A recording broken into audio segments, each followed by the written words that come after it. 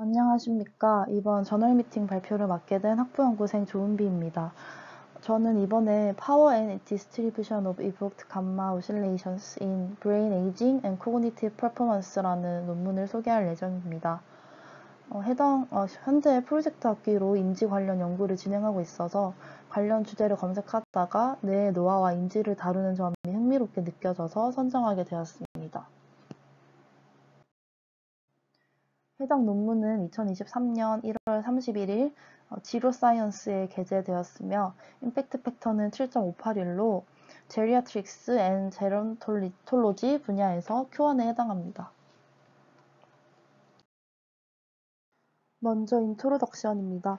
일반적으로 뇌의 건강한 자연스러운 노화가 일어날 경우 알파 파워가 감소하고 백그라운드 액티비티가 느려지고 델타와 세타 파워가 증가한다고 합니다. 노화와 관련해서 주로 오실레이션이 후뇌에서 전뇌로 파워가 이동한다는 연구 결과들이 많이 있는데요. 이는 나이가 많이 들수록 프론털의 오실레이션 파워는 증가하고 오시피털의 파워는 감소한다는 것을 의미합니다. 또 선행 연구에서 건강한 노화를 겪는 사람과 MCI, 알츠하이머 등을 진단받은 환자들 모두에게서 감마 오실레이션이 약해지는 것을 확인하였고, 이를 통해 오실레이션이 발생하는 뇌 영역이나 진폭, 진동수, 위상 등의 파라미터들이 인지 기능에 영향을 미친다는 결과가 있습니다. 많은 다양한 선행 연구들의 결과로부터 해당 연구에서는 알파와 감마 오실레이션의 파워가 노화에 따라 감소하는 것인지, 그리고 감마 파워의 분포가 인지 능력과 관련이 있는 것인지를 알아내기 위해 5년에 걸쳐 실험을 진행하였습니다. 메소지입니다. 먼저 피험자의 경우 메트로폴리트에 있는 1953년에 코펜하겐에서 태어난 남성들을 대상으로 진행하였습니다. 생리적 상태 및 인지 능력에 대해서 5년에 걸쳐 2번 실험을 받은 사람들이고, 첫 번째 시기를 T1, 두 번째 시기를 T2로 정의하고 있습니다. T1의 경우 2015년에서 2016년 사이의 시점을 의미하며 136명의 피험자가 존재합니다. T2의 경우 2020년에서 2021년의 시점이고 115명의 피험자가 있습니다. 생리적 상태 및 인지 능력은 NTB라는 테스트를 통해 평가됩니다. NTB는 뉴로사이콜로지컬 테스트 배터리의 약자로 다음과 같은 테스트를 진행한다고 합니다. 이런 테스트를 이용해서 인지, 메모리, 처리 속도, 지능 등을 평가합니다. 뇌파는 64개의 채널을 통해 측정되고 샘플링은 2kHz로 수행되었습니다. 레퍼런스는 CG와 CPG 사이, 그라운드는 FG와 FPG 사이에 부착되었습니다. EOG 전극은 호리젠털은 양쪽 눈 옆에, 벌티컬은 양쪽 눈 아래에 부착하였습니다. 다음으로 실험에 대해서 알아보겠습니다. 그림은 실험을 간단하게 나타낸 이미지입니다. 피험자들은 어두운 방에 들어가서 모니터와 60cm가량 떨어져 앉습니다. 그러고 나면 실험에 들어가기 앞서 집중력을 유지시키기 위해서 빈 화면에 빨간색 X 표시를 응시하게 되는데요. 5초 정도 응시하고 나서 실험이 시작됩니다. 루빈의 꽃병 이미지가 6초 동안 제시가 되는데 이 8Hz 또는 36Hz로 깜빡거리면서 제시가 됩니다. 6초 동안 보고 나면 다시 빈 화면에 빨간 X표만 5초 정도 응시를 하면서 휴식을 취합니다. 이게 한 트라이얼이고 이 트라이얼을 총 40회 반복합니다.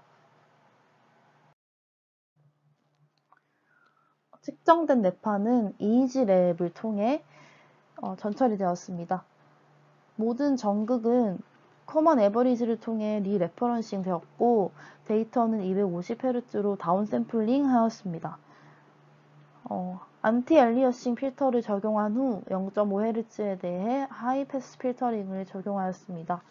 시각적으로 봤을 때 좀 안 좋은 세그먼트와 채널은 제거되었고 눈 깜빡임과 근육의 움직임을 감지하여 제거하기 위해서 ICA를 수행하였습니다. 이미 제거된 안 좋은 채널들은 EEG랩의 스피리컬 스플라인 메소드를 이용해 보관해 주었습니다. 데이터는 0.5ms에서 6000ms로 이포킹 하였습니다. 초반에 0에서 0.5ms를 배제하는 이유는 처음에 나타나는 일시적인 반응을 제외시키기 위해서라고 합니다. 베이스라인은 마이너스 2000ms에서 0초로 정해주었습니다. 전처리한 데이터를 이용하여 SSVEP의 피크 값을 계산합니다. 이를 위해서 웰치스 메소드를 사용하는데 웰치스 메소드는 시계열 데이터를 여러 개의 작은 서브셋으로 분할하여 각각의 서브셋에 대해 주파수 분석을 수행하고 그 결과를 평균하는 방법이라고 합니다.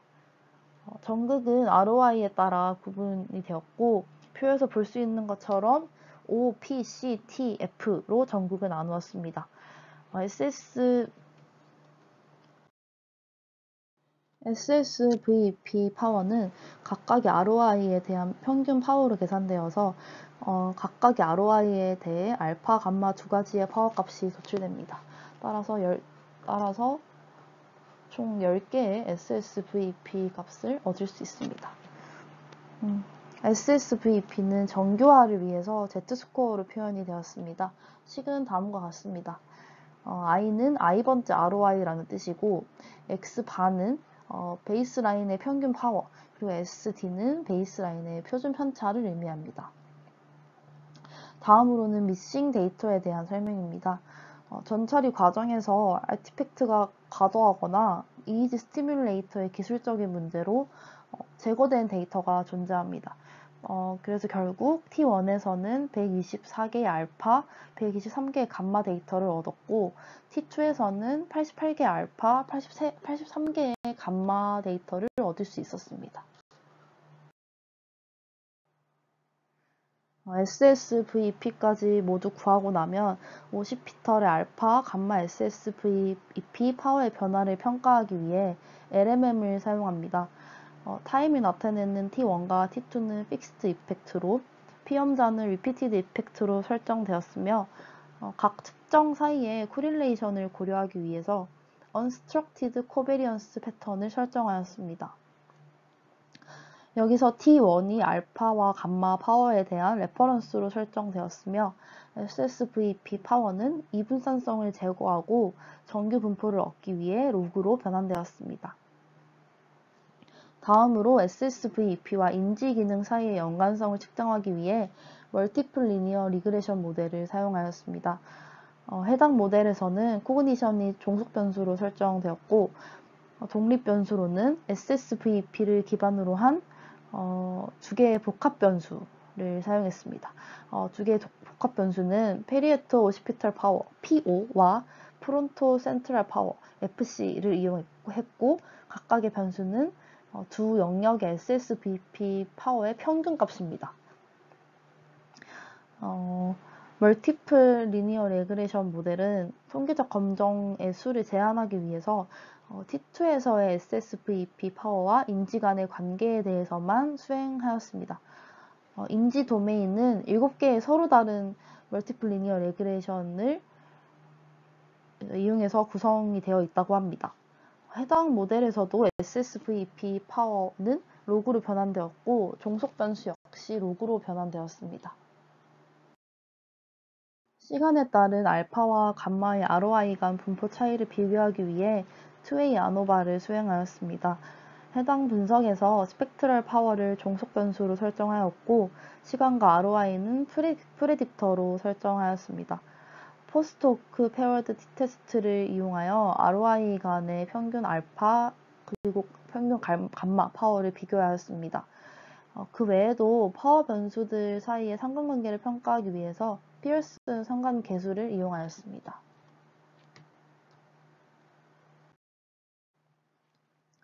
해당 실험의 결과입니다.